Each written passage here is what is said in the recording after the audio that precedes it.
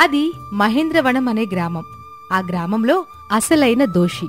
మహేంద్రవనంలో రఘురామయ్య పొద్దున్నే ఊరు బయలుదేరడానికి హడావిడి పడుతూ తన భార్యని పిలుస్తూ ఉన్నాడు. చాలా రోజుల తర్వాత తన స్నేహితునింటికి ఒక పనిమీద వెళ్తూ తన స్నేహితునికిష్టమైన వస్తువులను తీసుకెళ్తున్నాడు.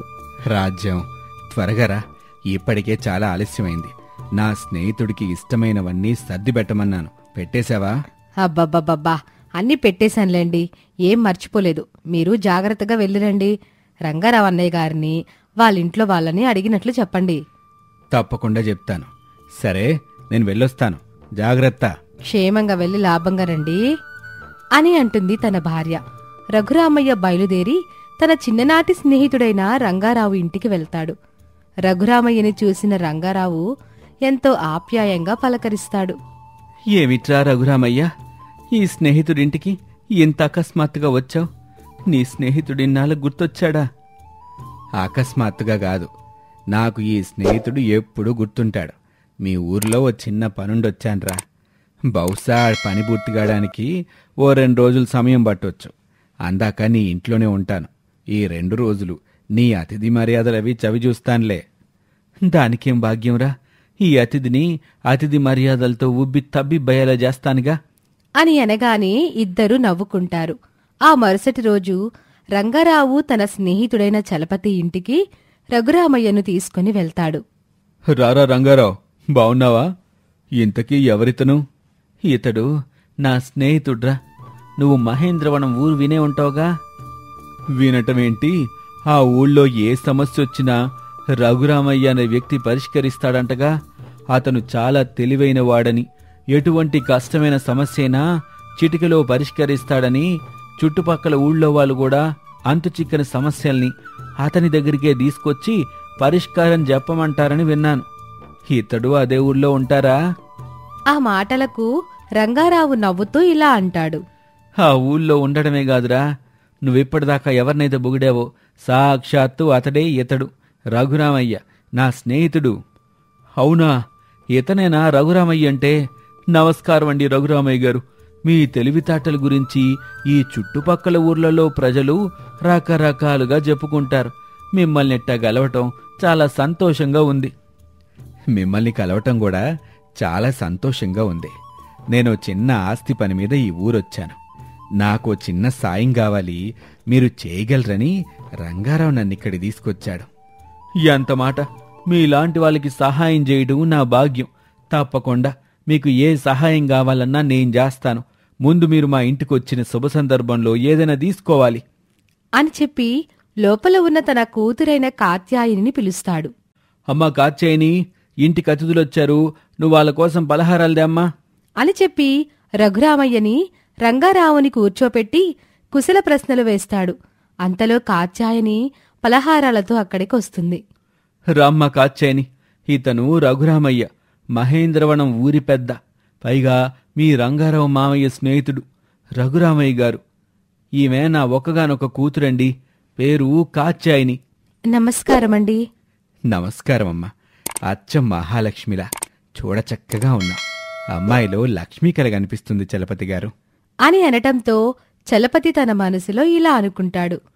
ఏ కలగనిపిస్తే ఏం ప్రయోజనం రఘురామయ్య గారు, అంతా మా దురదృష్టం అని చలపతి నిట్టూరుస్తాడు. తర్వాత కాత్యాయని అక్కడి నుంచి వెళ్ళిపోతుంది. రఘురామయ్య వచ్చిన పని గురించి అంతా చెప్తాడు. అలా కొంతసేపు ముగ్గురు మాట్లాడుకుంటూ మాటల సందర్భంలో రఘురామయ్య మనసులో ఒక మాట అనుకుని చలపతితో ఇలా అంటాడు. చలపతి గారు, మీరు ఈ చుట్టుపక్కల ఊర్లలోనే పెద్ద జమీందారు గారైన భూపతి గారి గురించి వినే ఉంటారుగా? ఎందుకు వినలేదండి? అంతటి ఆస్తిపరులు ఈ చుట్టుపక్కల ఇంకెవరూ లేరుగా? ఒట్టి ఆస్తిపరులే కాదండి, మంచి మనస్సును కూడా కలిగిన వాళ్ళు, సహాయం చేసే గుణం గలవారు. భూపతి గారెవరో కాదు, స్వయానా మా బావగారే. మా ఇంట ఆడపడుచునిచ్చి పెళ్లి చేశాం. అవునా? అంటే మీరు స్వయానా భూపతి గారి బామర్దన్నమాట. చాలా మంచిది. మా బావగారికి ఒక్కగానొక్క సంతానం, పేరు విజయ్.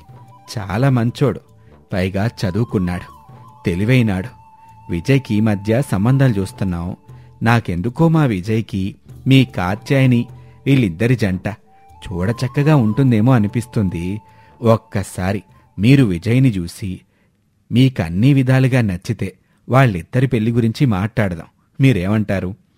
మీరు అంటే వాళ్ళని పెళ్లి చూపులకి రమ్మని కబురు పెడతాను. మీరు కూడా మీ అమ్మాయికి పెళ్లి సంబంధాలు చూస్తూ ఉండొచ్చుగా అని అనగానే చలపతి తెల్లమొహం వేస్తూ చూస్తూ ఉండిపోతాడు. వీళ్ల సంభాషణంతా వింటున్న రంగారావు రఘురామయ్యకి వద్దు అని సైగ చేస్తున్నట్టు ఉంటాడు. అదంతా రఘురామయ్యతో పాటు చలపతి కూడా గమనిస్తాడు. రఘురామయ్యకి రంగారావు ఎందుకలా ప్రవర్తిస్తున్నాడో అర్థం కాక అయోమయంగా చూస్తూ ఉంటాడు. వెంటనే రంగారావే చొరవ తీసుకుని ఇలా అంటాడు. రఘురామయ్య, ఇప్పటికి చాలా ఆలస్యమైంది. చాలా పనులున్నాయి. వెంటనే ఇక్కడి నుంచి వెళ్ళిపోవాలి. పద అనేసి చలపతికి వెళ్ళొస్తానని చెప్పి రఘురామయ్యని బయటకు తీసుకుని వెళ్ళిపోతాడు.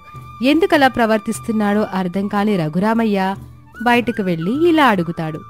ఏమైందిరా రంగా? నీ స్నేహితుడింటి దగ్గర నువ్వెందుకట్ట ప్రవర్తిస్తున్నావు? అతడు కూడా నీ స్నేహితుడే గదా. స్నేహితుని కూతురికి మంచి సంబంధం కుదురుతుందంటే ఆనందించాలి గాని ఇలా వద్దని ఎందుకంటున్నావు? నాకు తెలిసి నువ్వు నలుగురి మంచి కోరే స్వభావం గలవాడివి. ఎదుటి వాళ్ళకి మంచి జరిగితే తట్టుకోలేని మనస్తత్వం కాదు నీది. ఆ విషయం నాకు బాగా తెలుసు. మరి ఇలా ఎందుకు ప్రవర్తించావు? అందుకుగల కారణమేంటి చెప్పు అని రఘురామయ్య అనగానే వెంటనే రంగారావు ఇలా అంటాడు. రఘురామయ్య, నీలాగే చలపతి కూడా నాకు మంచి స్నేహితుడే. అతనికి మంచి జరగాలని నేను ఎప్పుడూ కోరుకుంటాను. కానీ నువ్వు కూడా నా స్నేహితుడివేగా. నీకు తలంపులు తెచ్చే పని నేను చేయలేను. అందుకే నీ మేనల్లుడితో చలపతి యొక్క కూతురితో వివాహం వద్దు అని సైగ చేశాను. ఏంట్రా నాకు తలంపులు తెచ్చే పనా? అసలు విషయమేంటో వివరంగా చెప్పు. కాత్యాయని గురించి ఊళ్ళో రకరకాలుగా మాట్లాడుకుంటారా. ఆమెకి ఇంతవరకు పెళ్లి కాపోవడానికి చాలా కారణాలే ఉన్నాయి. నాకు తెలిసినంతవరకు కాత్యాయని కోసం అనేక సంబంధాలు రావటం, పెళ్ళోళ్ళొచ్చి మొదట పిల్లని చూడడం, పిల్ల నచ్చిందని చెప్పటం, మళ్ళీ వాళ్లే పిల్ల మంచిది కాదని ఏవో అవలక్షణాల వల్ల సంబంధం వద్దు అని చెప్పి కబురు పంపించటం, ఇదే ఎప్పుడూ జరుగుతుంది. ఊళ్ళో వాళ్ళు కూడా కాత్యాయని గురించి కథలుగా చెప్పుకుంటున్నారు. అట్లాంటి అమ్మాయిని నీ మేనల్లుడికిచ్చి పెళ్లి చేస్తే ఆ విషయం కాస్త మీ బావగారికి తెలిస్తే నిన్ను నిలదీయొచ్చు. అందుకే నేను అక్కడట్టా ప్రవర్తించాను. ఏంటి నువ్వు చెప్పిందంతా నిజమా? బంగారు బొమ్మలా ఉన్న అమ్మాయి మీద అన్ని అపవాదులున్నాయా? నేను నేరుగా ఒకసారి చలపతి గారితో మాట్లాడతాను. అసలు సమస్య ఏంటో కనుక్కుంటాను. నువ్వింటికెళ్ళు, నేను తర్వాత వస్తాను. అది కాదు రఘురామయ్య, ఒక్కొక్కసారి అనవసరమైన విషయాల్లో ఏలు పెట్టకపోవడమే మంచిది. ఎందుకొచ్చిన తంటా చెప్పు. మీ మంచి కోరి చెప్తున్నాను. నువ్వు నీ పని చూసుకొని సంతోషంగా ఇక్కడి నుంచి వెళ్ళిపో. అదేమిట్రంగా అలా మాట్లాడుతున్నావు? కాత్యాయని నిజంగా మంచి అమ్మాయి అయితే ఆమెపై నిందపడ్డం వల్ల ఆమె జీవితమే నాశనం అవుతుందిగా. మనకే గాని అట్లాంటి కూతురుంటే ఆమెని అట్టాగే వదిలేస్తావా? ఇది ఒక ఆడపిల్ల జీవితం. తన జీవితాన్ని నిలబెట్టాల్సిన అవసరం ఎంతైనా ఉంది. నువ్వు చెప్పింది నిజమే. కాత్యాయని నా కూతుర్లాంటిదే. ఆమె జీవితం అట్టా నాశనం అవుతుంటే నేను చాలా బాధపడుతున్నాను.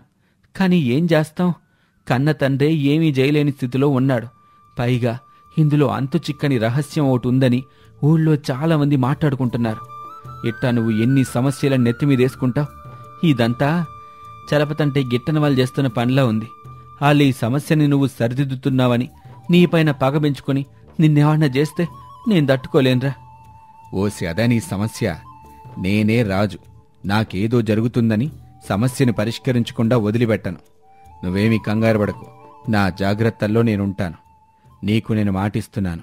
ఈ సమస్యలన్నింటికీ కారణం ఎవరు అని తెలుసుకొని మీ స్నేహితుడి యొక్క బాధని నేను తొలగిస్తాను. నువ్వు జాగ్రత్తగా ఇంటికెళ్ళు అని చెప్పి మరలా రఘురామయ్య చలపతి ఇంటిలోనికి వెళ్తాడు. మళ్లీ రఘురామయ్య రావడం చూసిన చలపతి ఆశ్చర్యంగా చూస్తూ ఉంటాడు. చలపతి గారు, నాకు తెలియని కొన్ని విషయాల్ని ఇప్పుడే రంగారావు చెప్తే తెలుసుకున్నాను. ఎన్ని సంబంధాలు కాత్యాయనికొచ్చినా అసలు పెళ్ళెందుకు జరగటం లేదు? అసలు విషయమేంటి? మీరు ఏమీ అనుకోకపోతే నన్నో స్నేహితుడిగా భావించి అసలేం జరుగుతుందో నాకు చెప్పండి. నాకు చేతనైన సహాయం చేస్తాను అనగానే చలపతి చాలా బాధపడుతూ ఇలా అంటాడు. చాలా సంవత్సరాలుగా కాత్యాయనికి చాలా సంబంధాలే వస్తున్నాయి. కాత్యాయని కూడా చాలా మందికి నచ్చింది. కానీ కాత్యాయని గురించి ఎవరో ఆ పెళ్లి వాళ్ళకి ఆకాశరామన్న ఉత్తరం రాస్తున్నారు. కాత్యాయని మంచిది కాదని, ఇదివరకే ఎవరినో ప్రేమించిందని, ఇంతకు ముందే కాత్యాయనికి పెళ్లి జరిగిందని, ఇట్ట ఏవేవో పెళ్లి వాళ్ళకి కాత్యాయని గురించి చెడ్డగా ఉత్తరం రాసి సంబంధాలన్నీ చెడగొడుతున్నారు. ఒకసారైతే పెళ్ళనగా ముందు రోజు పెళ్ళి ఆగిపోయింది. అప్పటినుంచి ఊళ్ళో కూడా కథలు కథలుగా నా కూతురు గురించి ఇష్టం వచ్చినట్టుగా వాగుతున్నారు. నిజం చెప్పాలంటే నా కూతురికి ఏ పాపం తెలీదు. ఆమె చాలా అమాయకురాలు. మరి కాత్యాయని గురించి పెళ్లివారికి ఆకాశరామన్న ఉత్తరాలు ఎవరు రాస్తున్నారో మీకేమైనా తెలుసా? ఎప్పుడైనా తెలుసుకోవడానికి ప్రయత్నించలేదా? తెలుసుకోవడానికి చాలా ప్రయత్నించాను. ఎంత ప్రయత్నించినా అతడెవరో ఎందుకట్ట ఉత్తరాలు రాస్తున్నాడో తెలియటం లేదు. ఇంకా ఆ నిందల్ని భగవంతుడే సరిచెయ్యాలని ఆ భగవంతుడిపైనే భారం వేశాం. పెళ్లికి ఎదిగిన కూతురు ఇంట్లో ఉంటే ఆ తండ్రి బాధ ఎలా ఉంటుందో మీకు తెలీదు. పైగా ఆ కూతురుపై ఇట్టాంటి నిందలేస్తంటే ఆ తండ్రి ఎంత చిత్రవద అనుభవిస్తాడో ఎవరికీ తెలీదు అని చాలా బాధపడతాడు చలపతి. బాధపడద్దు చలపతి గారు, నేను మీ సమస్యకి పరిష్కారం ఆలోచిస్తాను. అభంశుభం తెలియని కాత్యాయని మీద ఆ నిందలు వేసేవాళ్ళని త్వరలోనే పట్టుకుంటాను. త్వరలోనే మీ కాత్యాయనికి పెళ్లి గడియలొస్తాయి. మీరు నిశ్చింతగా ఉండండి అని చెప్పి అక్కడి నుంచి వెళ్లిపోతాడు రఘురామయ్య. తర్వాత తన స్నేహితుడైన రంగారావు ఇంటికి వెళ్లిపోయి ఎవరు కాత్యాయని మీద నిందలు వేస్తున్నారు అని చాలా ఆలోచిస్తాడు. తను వచ్చిన పని చూసుకుంటూనే ఊర్లో చలపతి కుటుంబం గురించి ఆరా తీస్తూ ఉంటాడు. ఊర్లో ఉన్న చాలా మందితో మాట్లాడిన తర్వాత రఘురామయ్యకి నిర్ఘాంతపోయే విషయం ఒకటి తెలుస్తుంది. అది విని అతను చాలా ఆశ్చర్యపోతాడు. అతడు తెలుసుకుంది నిజమా కాదా అని చలపతి ఇంట్లో పనిచేసే మల్లయ్య దగ్గరికి వెళ్లి అసలు విషయాన్ని కనుక్కొని విషయాన్నంతా తెలుసుకొని మరొక్కమారు నిర్ఘాంతపోతాడు. ఆ తర్వాత ఏం జరిగిందో వచ్చే భాగంలో తెలుసుకుందాం.